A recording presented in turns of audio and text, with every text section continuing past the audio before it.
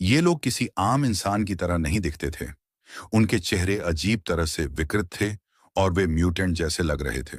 अब हम देखते हैं कि बॉबी बहुत घबराया हुआ डग के पास आता है और उसे सच्चाई बताता है। वह कहता है कि उसने कुछ देखा है, यहाँ जरूर कोई छिपा हुआ है और उन्होंने हमारे डॉग ब्यूटी को भी मार दिया है। लेकिन मैंने ये बात सबसे इसलिए छिपाई ताकि कोई डर ना जाए।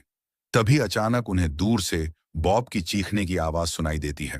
वे दौड़कर बाहर आते हैं और देखते हैं कि कुछ अजीब और डरावने लोगों ने बॉब को पकड़कर जिंदा जला दिया है।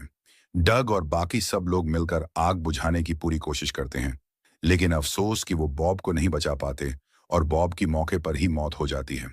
उधर ट्रेलर के अंदर ब्रेंडा अकेली होती है और दो म्यूटेंट्स, जो इंसान नहीं बल्कि रेडिएशन से बिगड़े हुए जीव थे, उसके साथ जबरदस्ती करने की कोशिश करते हैं।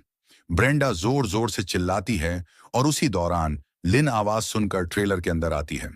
वह देखती है कि ब्रेंडा बुरी हालत में है और तुरंत एक म्यूटेंट पर हमला कर देती है, लेकिन वह म्यूटेंट उस पर गन तान देता है।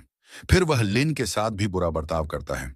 तभी एथेल ट्रेलर के अंदर आती है, लेकिन म्यूटेंट उसे गोली मार देता है। लिन जब इसका विरोध करती है तो उसे भी गोली मार दी जाती है।